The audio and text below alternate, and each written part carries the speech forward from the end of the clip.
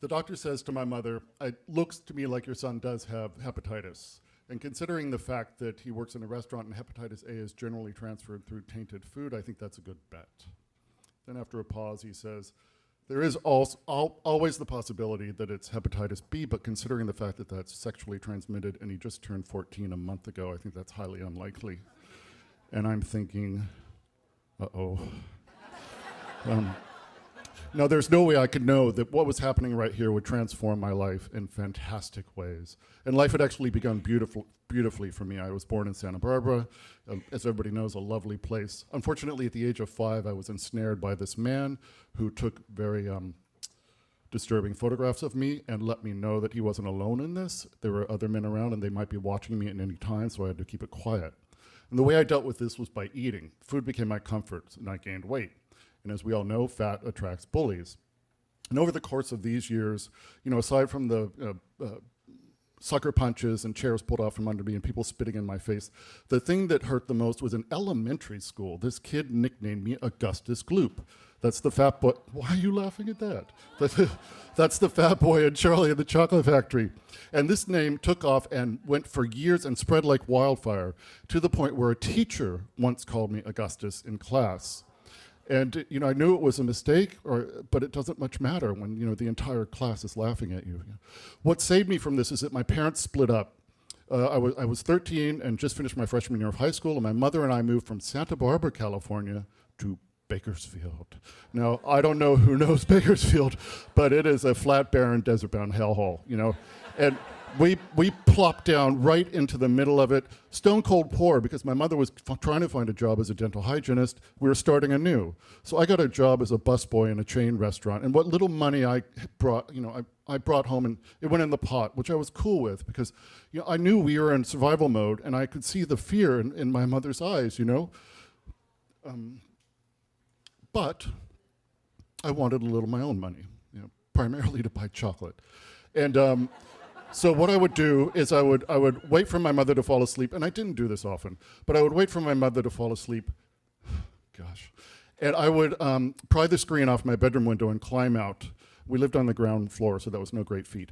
And then I would ride my bicycle the 3 miles downtown to where the 2 porno shops were, and I would hang out. And eventually the man attracted to beefy 14-year-old boys would pick me up and give me $5 or $10, and we would go park somewhere. Now, I know that this wasn't really about the money so much as it was about human touch that wasn't cruel or mean-spirited. We can all argue that giving a 14-year-old boy money for sex is cruel, but my point is that it didn't feel that way. It felt really, really good to be touched and to be wanted, The money felt good too, though, The thing about this is I began to feel very, very tired. I mean, preternaturally tired. And I blamed it on the restaurant job because I was working double shifts a lot of the time. And I thought, this work stuff sucks. This really sucks. And I'm going to have to do it the rest of my life. And then one night, my mother made spaghetti, my favorite food.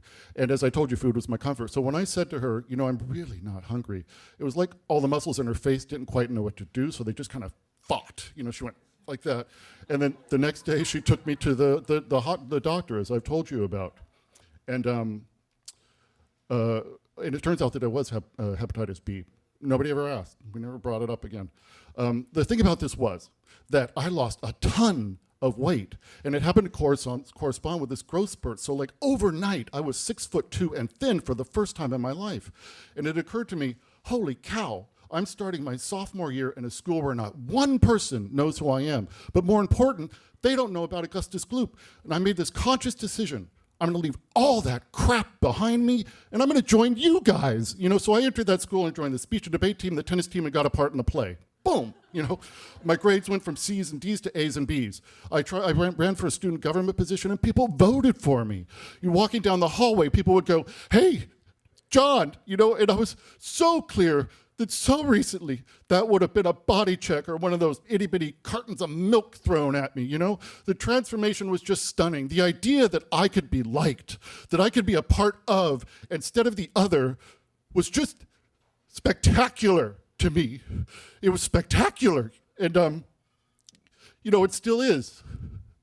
2 nights ago, Friday night, a group of us got together for my friend Joe's birthday, and I was sitting there at the table at Patsy's Pizza, and I'm looking at Joe, and I think about how 16 years ago he came to visit me when I was in the psych hospital in White Plains, where I was trying to get a handle on this childhood stuff, you know? And even though he hated cigarettes, you know, he brought me a carton of Camel filters, you know? And I thought, that's really a good friend, you know? And then and a year before that, he called me in tears from Puerto Rico because he was in the hospital and alone. Nobody was with him. So I flew to San Juan and brought him back to the country so he could be with his HIV doctor, you know? So I'm sitting at this table looking at Joe, thinking of this, and looking at these other 10 people, not one of whom would hurt me. And then Augustus comes up in my head, and that terrified 5-year-old boy. And I look around and I think, wow, look at us.